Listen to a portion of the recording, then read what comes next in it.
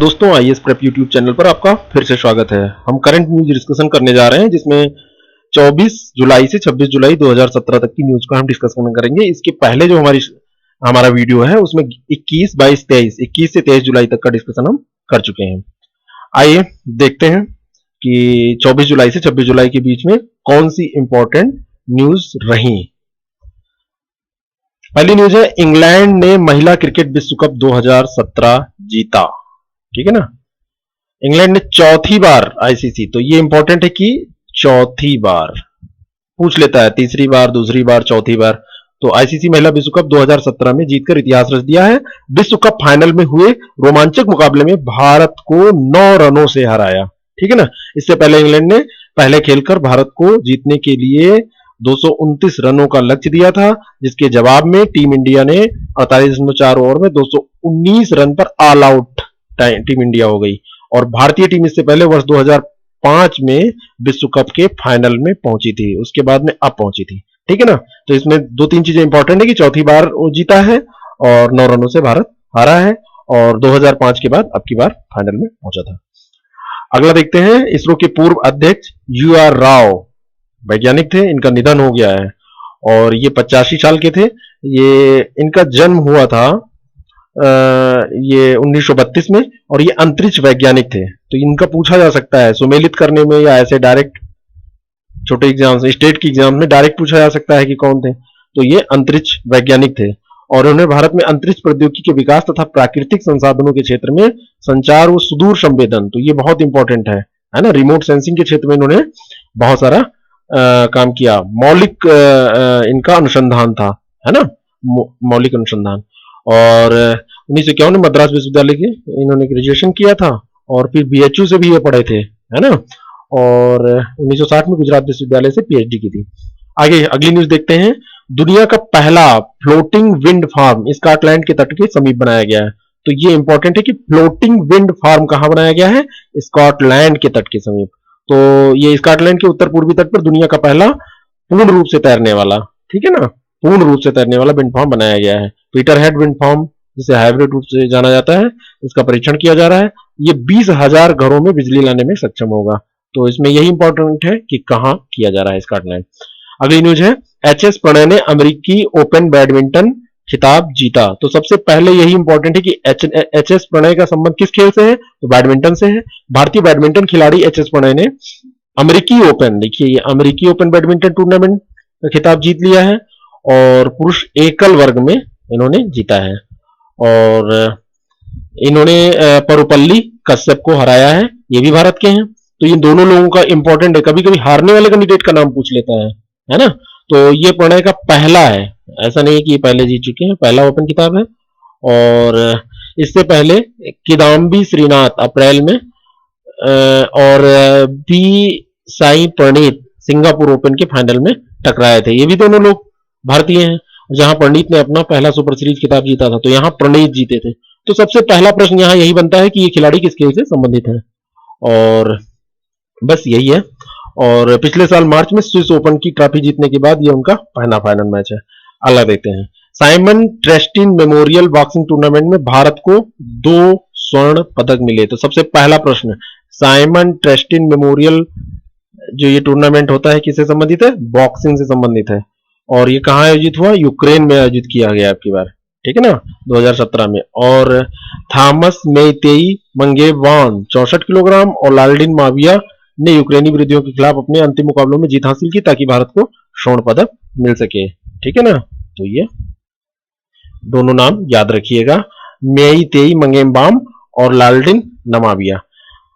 भारतीय खिलाड़ी विष्णुवर्धन ने प्रेसिडेंट्स कप जीता। तो ये विष्णुवर्धन किस खेल से संबंधित है, टेनिस खिलाड़ी है, ये ध्यान रखिएगा, टेनिस खिलाड़ी विष्णुवर्धन, टेनिस खिलाड़ी, विष्णु जी वाला, ठीक है ना। अपने जोड़ीदार तोशिहिदे मात्सुई के साथ मिलकर, तो ये जोड़ीदार भी थे, तोशिहिदे मात्सुई के साथ मिलकर इन्होंने चैलेंजर स्तर का सत्र का अपना दूसरा खिताब जीता है। विष्णु और मात्सुई की जोड़ी ने कजाकिस्तान के आस्ताना में प्रेसिडेंट्स कप के कड़े फाइनल मुकाबले में रूस के एगवेनी काल रेवेस्की और येवगेनी तुर्नेव की जोड़ी को हराया है। तो किसको हराया है, रूस की इन दोनों लोगों को हराया है। हारने वाले का नाम भी कभी कभी पूछता है, लेकिन ये बड़ा टफ नाम है, थोड़ा सा याद रखिएगा। काल्वेरस्की और तुर्नेव, तो ये रसिया के लग रहे हैं, अगर आप रसिया याद रखेंगे तो हो जाएगा।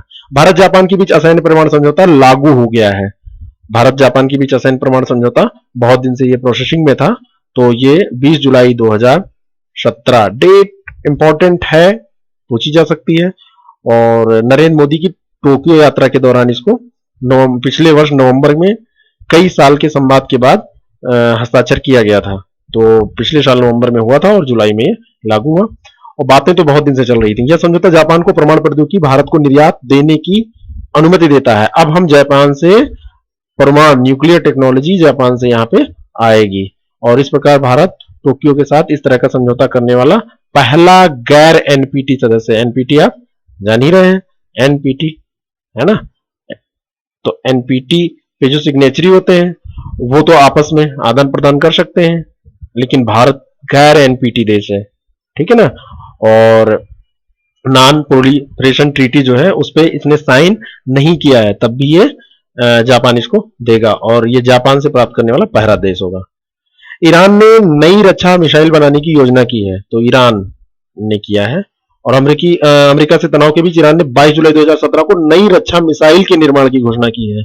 और ईरान के रक्षा मंत्री हुसैन देगान, नाम इंपॉर्टेंट नहीं है, इन्होंने नई missile faster plane, drone, cruise missile और हेलीकॉप्टर को निशाना बना सकती है। इन्होंने जो ये रक्षा मिसाइल बनाई है। और ये अमेरिका ने पिछले हफ्ते ही ईरान पर बैलिस्टिक मिसाइल कार्यक्रम को लेकर आर्थिक प्रतिबंध लगाए थे। देखिए अमेरिका कभी कुछ कहा नहीं जा सकता है, कब ये कहाँ यू टर्न ले ले। और जब ओबामा थे तो क्या क्या संधियां हुई थी इसमें आपको याद होगा। P5 plus Iran plus Germany के साथ मिलकर एक ट्रीटी साइन की थी, जिसके अंतर्गत ईरान पर से पाबंदियां हटाई गई थी, लेकिन फिर से इसने लगाया तो ईरान ने भी जवाबी कार्रवाई के तौर पर ये सब किया है। रविंदर सिंह ब्रिटेन की कोर्ट ऑफ अपील में भारतीय मूल के पहले सिख जज बने। इंपॉर्टेंट है, कहां बने? ब्रिटेन की कोर्ट में बने। नाम क्या है? रविंदर सिंह बने, और ये भारतीय मूल के हैं और ये पहले सिख जज हैं, ठीक है। तो ये ऐसे सिख हैं जिन्हें उच्च न्यायालय में जज बनने का मौका मिला है। इससे पहले एक भी सिख को ब्रिटिश न्यायपालिका में ऐसा पद पहले भी एक सिख को ऐसा पद मिल चुका है, सॉरी। तो ये अब देखते हैं अगली न्यूज। तो मिट्टी के बर्तन पर दुनिया की सबसे पुरानी इमोजी की खोज हुई है। इमोजी आप लोग जान ही रहे होंगे, व्हाट्सएप और हाइक और फेसबुक पर इमोजी का इस्तेमाल करते हैं। इमोजी क्या होता है? एक आकृति होती है छोटी सी, जिसमें जैसे आंख को कुछ बना हुआ है, तो ये एक आइडिया को दिखाती है, जैसे हम नाराजगी दिखा रहे हैं, या फिर हम खुशी जाहिर कर रहे हैं, या आश्चर्य जाहिर कर रहे हैं। आप देखते नहीं है? तो 3700 साल पुराने, कितनी बड़ी बात है कि मिट्टी के बर्तन पर दुनिया के सबसे पुरानी इमोजी का पता चला है।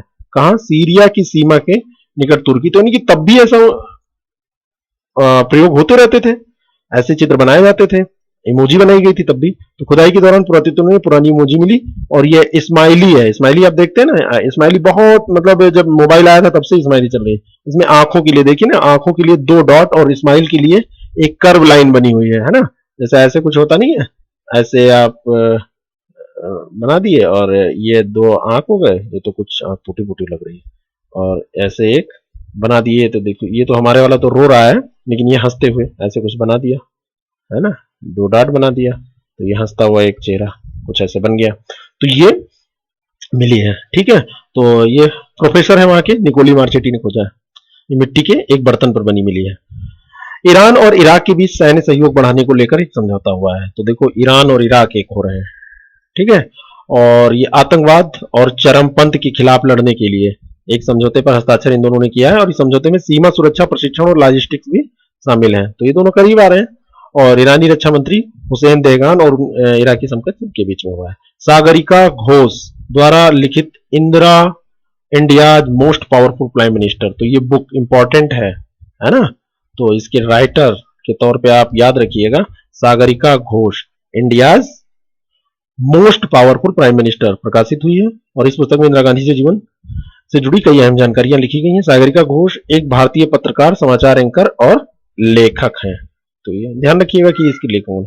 हरियाणा सब्जी मूल्य स्थिरता निधि स्थापित करेगी। सब्जी मूल्य स्थिरता निधि, हरियाणा सरकार जल्दी एक सब्जी मूल्य स्थिरता निधि स्थापित करने जा रही है। तो जल्दी खराब होने वाली और देर में खराब होने वाली सब्जियों के रखरखाव अच्छे से हो सके। बड़ी अच्छी पहल है। सब्जियां बहुत जल्दी खराब होने वाली वस्तु उसमें सॉरी चीजों में से है। ये निधि किसानों की सब्जियों की कीमतों के उतार चढ़ाव के समय मदद प्रदान करेगी। अब देखिए इस समय आलू खूब सस्ता है और टमाटर खूब महंगा है।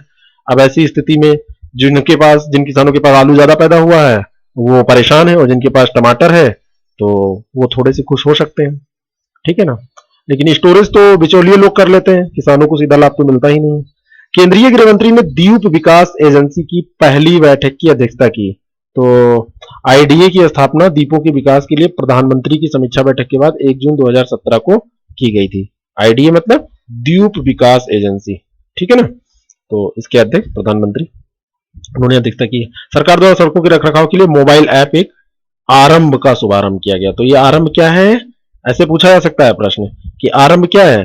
तो ये सरकार द्वारा सड़कों के रखरखाव के लिए, सड़कों के रखरखाव से संबंधित ऐप है। नरेंद्र सिंह तोमर और अंतर्राष्ट्रीय श्रम संगठन की उप महानिदेशक डोबेरा ग्रीनफील्ड ने सड़क के रखरखाव के लिए आरंभ मोबाइल ऐप लॉन्च किया, और इसका उद्देश्य जीआईएस आधारित है ना मैपिंग से सड़क सूची का निर्माण करना, और सड़कों की परिस्थिति सर्वेक्षण और निर्माण लागत का अनुमान, और वार्षिक सड़क रखरखाव योजनाओं की तैयारी और निगरानी से। तो ये जीआईएस आधारित है। ठीक है ना। आगे बढ़ते हैं। राज्यसभा में नौसेना समुद्रीय दावों के लिए न्याय करने का अधिकार और निपटारा विधेयक 2017 सर्वसम्मत से पारित हो गया।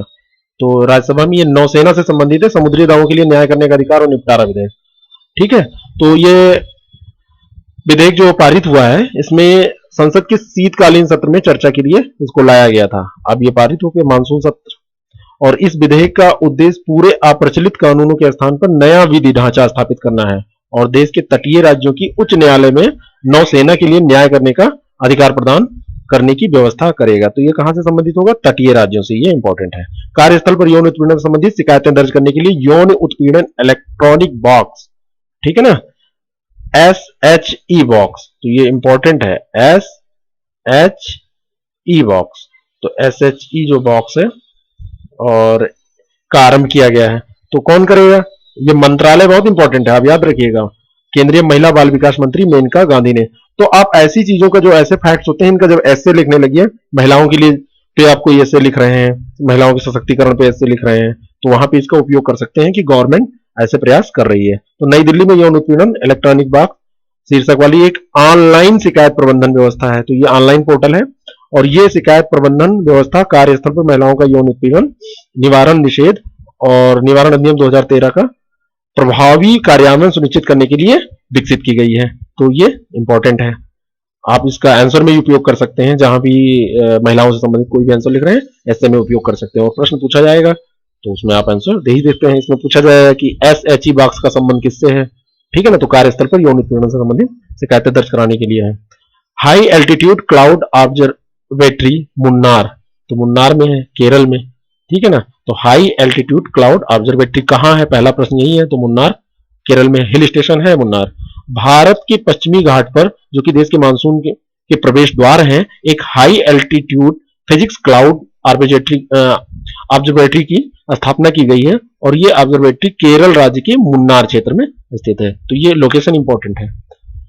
प्रसिद्ध वैज्ञानिक प्रोफेसर यशपाल का देखिए निधन हो गया। ये आप सब इनके बारे में जानते हैं, और ये 90 वर्ष के थे, और इनका पाकिस्तान में इनका जन्म हुआ था, तब भारत का विभाजन नहीं हुआ था, आजादी से पहले की बात है। और कैथल में पढ़े बड़े, अब ये हरियाणा में है। और ये कास्मिक किरणों के अध्ययन के लिए बहुत इंपॉर्टेंट है कि किससे संबंधित है। तो कास्मिक किरणों के अध्ययन में अपने योगदान के लिए ये जाने जाते हैं, और उन्होंने पंजाब विश्वविद्यालय से पढ़ाई की थी। और ये इंपॉर्टेंट है कि 1976 में पद्म भूषण और 2013 में पद्म विभूषण से सम्मानित किया गया था। और ये स्पेस एप्लीकेशन सेंटर के निदेशक रहे हैं, और इन्होंने रिमोट सेंसिंग के विकास में अभूतपूर्व योगदान दिया है। ठीक है। तो ये बहुत इंपॉर्टेंट है, ये प्रश्न पूछा ही जाना है ना, किससे संबंधित है। और इनको क्या क्या मिला है, पद्म विभूषण, पद्म भूषण, दोनों पुरस्कार इनको बहुत महत्वपूर्ण पुरस्कार हैं, ये मिले हैं। और कास्मिक किरणों से इनका संबंध है, ये जरूर याद रखिएगा। भारत की कोनसान देवी ने एशियाई युवा और जूनियर भारोत्तोलन प्रतियोगिता में स्वर्ण जीता है। तो कोनसान देवी का संबंध किससे है, भारोत्तोलन से है। क्या जीता है? एशियाई युवा और जूनियर भारोत्तोलन प्रतियोगिता में। और भारत की कोनसान उर्मिला देवी ने नेपाल के काठमांडू में एशियाई युवा और जूनियर, ठीक है, तो ये कहां हुआ था? नेपाल में, काठमांडू में हुआ था। तो ये जीता है और ये स्वर्ण पदक जीता है, इसलिए बहुत ज्यादा इंपॉर्टेंट है। मणिपुर की ये भारोत्तोलक है, 44 किलोग्राम वर्ग में ये 126 किलोग्राम भार इन्होंने उठाया है। और उन्होंने स्नैच में 56 किलोग्राम तथा क्लीन, और ये हमको टेक्निकल चीजें हमको नहीं काम की हैं हमारी, तो ये मणिपुर की हैं, याद रखिएगा, ठीक है ना। देखिए पूर्वोत्तर में बड़ी बढ़िया बढ़िया खिलाड़ी सब आती हैं, हमारा जो पूर्वोत्तर का क्षेत्र है, और वहां के लोगों को वैसे तो माना जाता है कि अभी वो पिछड़े हैं, लेकिन ये बड़े बड़े इस खिलाड़ी के तौर पे बहुत अच्छी अच्छी प्रतिभाएं वहां से निकल रही हैं। अगली न्यूज देखते हैं कि राष्ट्रमंडल युवा खेलों में 7 स्वर्ण समेत 11 पदक के साथ भारत 7वें पायदान पर। तो 7 और 4 है ना, 7 स्वर्ण समेत 11 मिले हैं ना, तो ये 4 भारत जो है छठे राष्ट्रमंडल युवा खेलों में, तो ये राष्ट्रमंडल युवा खेल हैं, याद रखिएगा, और ये छठा है, ये बहुत इंपॉर्टेंट है, छठा है। भारत 4 स्वर्ण पदक सहित कुल 11 पदक जीतकर, ये देखिए कुछ न्यूज में ऊपर नीचे, सॉरी ये उल्टा है शायद, यहाँ ये 4 होना चाहिए, यहाँ पे 4 होना चाहिए, ठीक है ना, तो ये 4 स्वर्ण है। और भारत ने इन खेलों में 4 स्वर्ण 1 रजत 6 कांस्य जीता है। तो 4 और 1 5 और 6 6 5 11, तो ये 4 स्वर्ण है, ठीक है ना, 4 स्वर्ण है।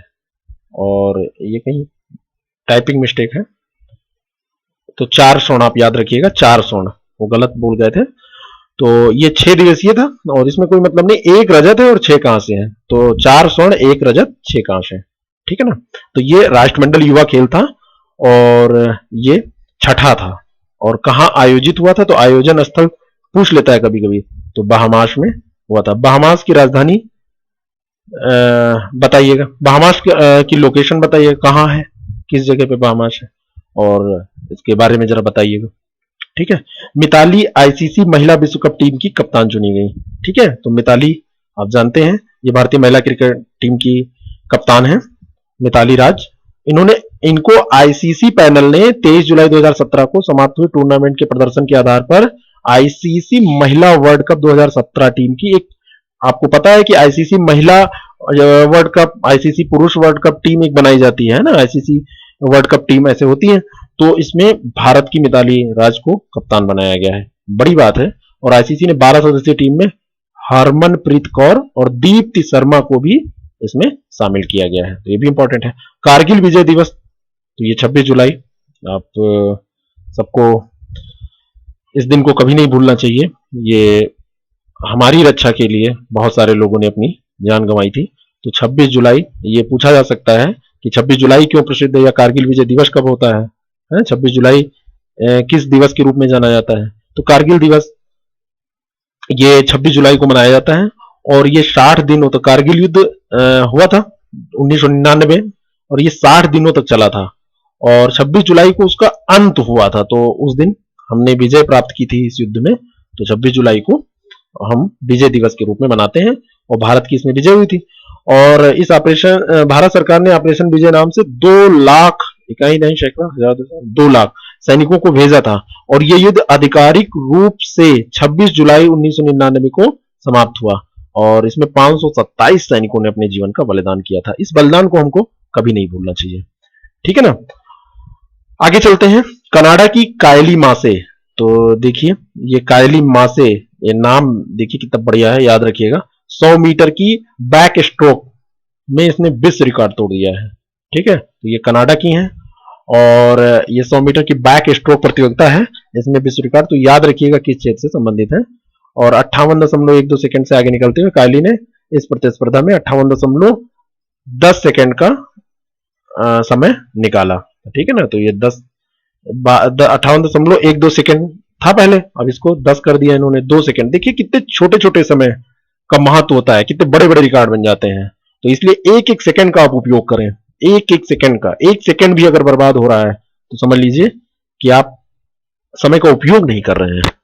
हर सेकंड का हिसाब होना चाहिए आपके पास, तभी आप अपनी सफलता को प्राप्त कर सकते हैं। इस प्रकार उन्होंने 2009 की विश्व चैंपियनशिप ब्रिटेन की जेम्मा स्पाफोर्थ द्वारा बनाए गए रिकॉर्ड को तोड़ा है। तो काइली मासे ने तोड़ा है जिम्मा इस्पा फोर्थ के रिकॉर्ड को। आगे बढ़ते हैं। श्रीलंका कैबिनेट ने हम्बनटोटा पोर्ट को, हम्बनटोटा पोर्ट कहां है? श्रीलंका में। और इसको लोकेशन को मैप पे जरा देखिएगा, ठीक है ना। और को विकसित करने के लिए संशोधित समझौता पास किया है।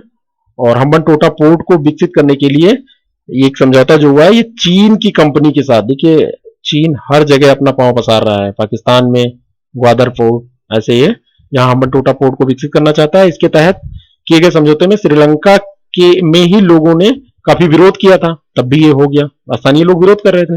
नई डील में श्रीलंका की सरकार ने बंदरगाह पर वाणिज्यिक परिचालन में चीन की भूमिका को सीमित करने की मांग की है। तो इसने कहा है कि ठीक है हम बनवा ले रहे हैं उनसे, लेकिन जो वाणिज्यिक परिचालन होगा वो हमारे हाथ में होगा, तुम्हारी भूमिका कम होगी।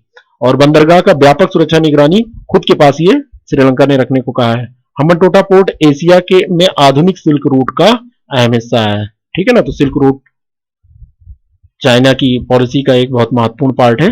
तो हम्बनटोटा जो है ये पोर्ट एशिया में आधुनिक सिल्क रूट का अहम हिस्सा है। पूछा जा सकता है प्रश्न। स्कूल कॉलेज के अलावा दफ्तरों में भी वंदे मातरम गाना अनिवार्य कर दिया है।